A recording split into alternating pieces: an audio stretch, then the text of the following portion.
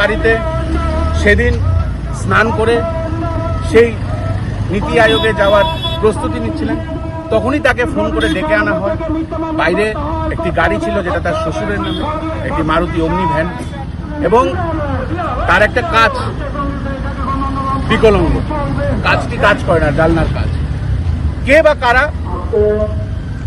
সেখানে 1.5 কেজির মতন গাঁজা সেই গাড়িতে প্ল্যান্ট করে এবং তাকে বাড়ি থেকে ডেকে এনে পুলিশ প্রশাসনকে মদত নিয়ে তাকে বসিয়ে সেই গাড়িতে বসিয়ে তাকে এনডিপিএস কেসে আজকে জেলে ঢুকিয়ে দেয়। একটা ছেলে যেই রাজ্য এবং এই দেশের এবং এই মেলাঘরবাসীর জন্য আওয়াজ তুলছিল, তার কণ্ঠরোধ করার জন্য আজকে তাবর তাবর কমিশন করেছে, তাবর তাবর চোররা যারা ভারতীয় জনতা পার্টির মধ্যে লিপ্ত আছে, সেই চোর এবং সেই কমিশন খোররা আজকে পুলিশকে দলদাস বানিয়ে পুলিশকে নিয়ে একটা ভালো ছেলে যে আওয়াজ তুলছিল করাপশনের জন্য তাকে জেলে ভরে দেওয়া হয়। আমরা অবিলম্বে তার মুক্তি চাই।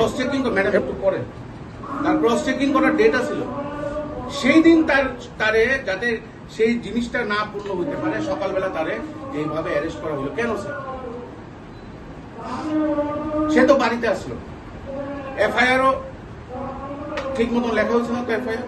সে তার বাড়ি থেকে তারা ফোন করে ডাকা হয়েছে এবং কে ডাকছে, কার কথায় ডাকছে সব তো প্রেসে আছে।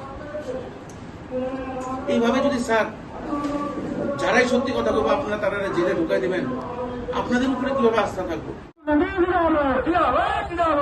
কংগ্রেস এটাকে গণ আন্দোলন চলছেই চলবে।